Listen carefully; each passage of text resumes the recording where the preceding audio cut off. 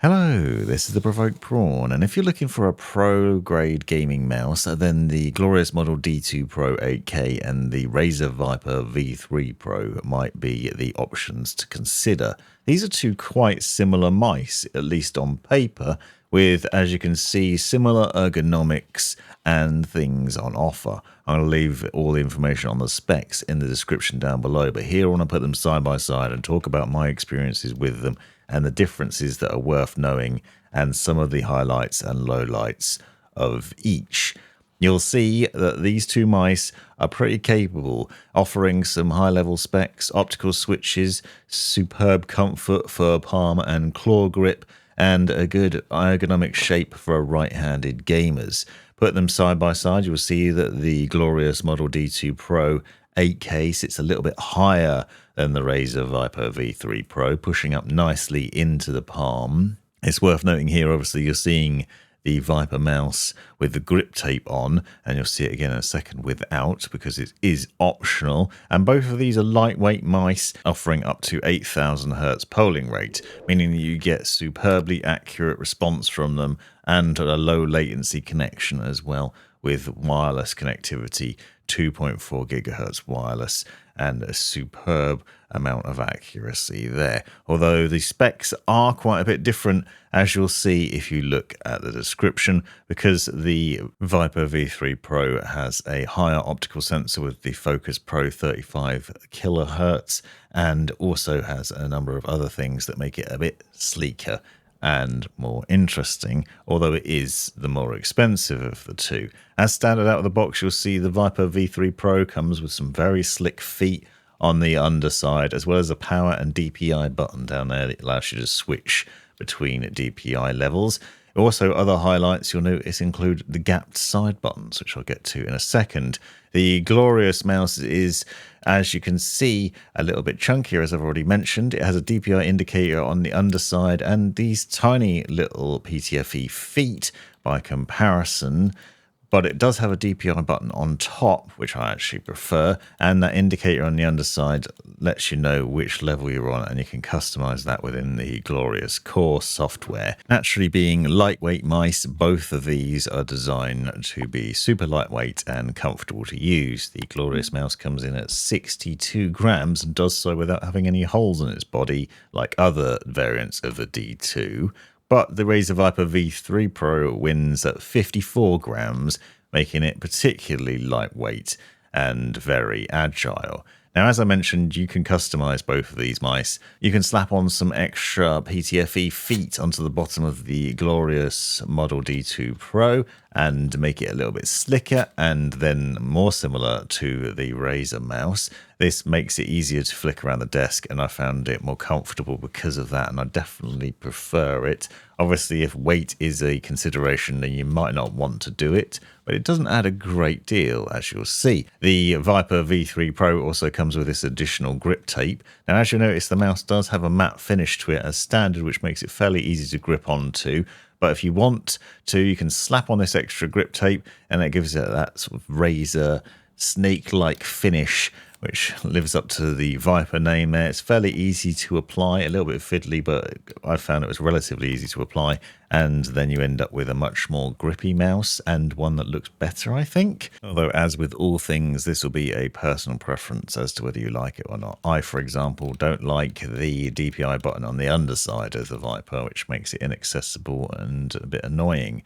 However, even adding on the grip tape, you're still only looking at around 56 grams for the Viper V3 Pro versus the now 64 grams with the extra feet on the glorious mouse.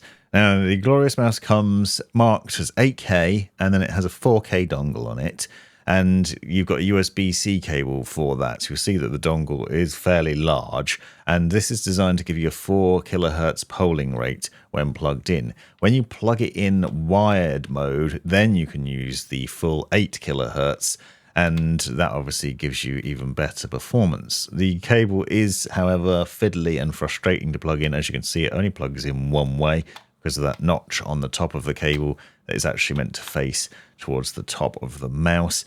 weird design choice there, but this is the curious difference between these two mice because, as I said, you can get 4 kilohertz polling rate with this dongle, and that will be the standard setup there, or you can switch into wired mode for 8 kilohertz, which is quite a bit different from Razer, as you'll see in a moment. Now, using the higher polling rate on both these mice has a negative impact in other areas. It will negatively impact the overall battery life, for example, and could put a bit more pressure on your system, so make sure you've got a good gaming system to make the most of this. But you can see the difference here that it can potentially make, and I certainly found that using the higher levels of polling rate did negatively impact the battery life quite significantly. I found I was plugging in the Glorious mouse a lot more often when using that higher level. And the same goes for the Razer Viper mouse. However, what I found interesting is Razer has an offering that allows you to easily change the settings on it, so it will automatically switch modes, which is pretty cool. So Razer has its own dongle. Now this is an upgrade to the previous Viper mice because this dongle actually is 8 kilohertz as standard. And so you can use this wirelessly to give you up to 8,000 hertz polling rate instead of having to plug in the wire. It's a hyper polling dongle, which was previously an additional purchase, but now comes as standard with the Viper V3 Pro, which is certainly nice. You get a standard USB-C cable, which is much easier to plug in than the Glorious version, plugs into the dongle, which I'd then recommend getting as close to the mouse as possible or within a good region of it anyway. This dongle has extra benefits to it as well, because it will also show you when it's connected to the mouse proper. So you can see you get an indicator to let you know when it's connected. But that LED, both on the mouse and on the dongle itself, is also working as a battery indicator, as you'll see in a second. But when you need to charge it, you can just pull that cable out of the dongle and then plug it into the mouse. Now you can use the same logic with both of these mice. However, I think the Razer design is nicer, not only because it gives you a higher polling rate, but also because you've got a visual indicator with ease as to when the battery's running low, and you can easily and quickly plug it in without as much fuss. You can change the DPI level, as I said, from the underside, and that LED indicator on the top of the mouse will change color to let you know what DPI level you're on. So it's a little bit fiddly to do. The reverse is true with the Glorious mouse, where you press the button on top and then you see the indicator on the underside. So both of them are quite a bit different in terms of the design there, but at least you've got some visual cue of what level you're on, and you can then customize that in the software and switch between them on the fly relatively easily. Although if you want to adjust quickly while in the middle of a game, the Glorious mouse is probably preferable because you don't really want to pick your mouse up to change DPI levels. So the advantage here is, as you can see, we've got a red flashing light on both the mouse and the wireless dongle on the Razer mouse. That's warning you that the battery is running low. I found because of this, I rarely had to plug the mouse in, or at least was left in a situation where my mouse had suddenly run out of the battery, which sadly I can't say the same for Glorious because it just ran out constantly without warning, and that was a bit frustrating. Razer also has intelligent switching so that it will change to 8,000 hertz polling rate when you're in game, but you can set it so it will switch back to, let's say, 1,000 hertz when you're not, so if you're in standard Windows mode, and thereby save battery life and improve it. And as you can see, you can also change the indicator to let you know what the connection status is or the battery status and other things. You also have the option potentially for more programmable buttons with the Razer mouse, because you can customize it with Razer's Hypershift technology, which is basically an additional layer of button presses that you can access through Razer's Synapse software. So you can program one of the buttons to put it into Hypershift mode, and then you can program an additional layer of different button presses that you can then access from the standard buttons. So although on paper the mice basically have the same buttons, you have a lot more flexibility with Razer's than you do with the Glorious. Also, Synapse is superior to Glorious Core, although as you can see, you can change quite a few things in the Glorious Core software, including having separate polling rates for wired and wireless modes.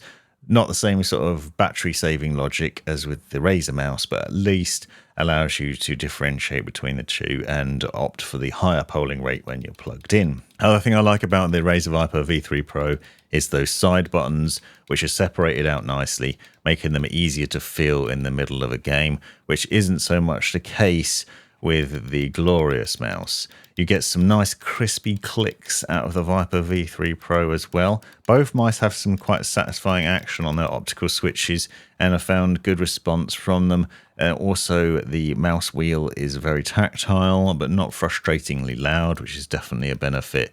And so both of them are satisfying in those areas. With optical switches, you get a nice accuracy out of them, but also you're going to get less problems with double clicking over time or any other issues like that. So specs wise, in terms of the main buttons, you definitely got some good options there and comparable. Now, in terms of the grip style and the way your hand sits, I'm a palm gripper personally, and I found that both mice are very comfortable. But as you can see, that Glorious mouse sits a little bit higher, which gives you more space and comfort there. You also have those easy access side buttons, but they are slick and not as easy to differentiate between as the Razer mouse is. So I definitely prefer the Razer button logic. But as you can see, there's less room for my thumb down the bottom there, but that's obviously going to vary depending on the size of your hand. I have some medium hands, and in this setup with the way I use it, I found I had more space on the Glorious mouse than I do on the Razer,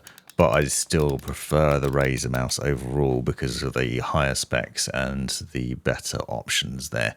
They are two pretty good mice for the money though, and if you're looking for a pro grade gaming mouse, then these are two great options. Stick around now to hear a sound test so you can hear the difference between the switches, and if you enjoyed this, check the links in the description because you can see the full reviews where I go into a bit more depth on each of these, including a dive into the software. This has been the Provoked Prawn. Thanks for watching.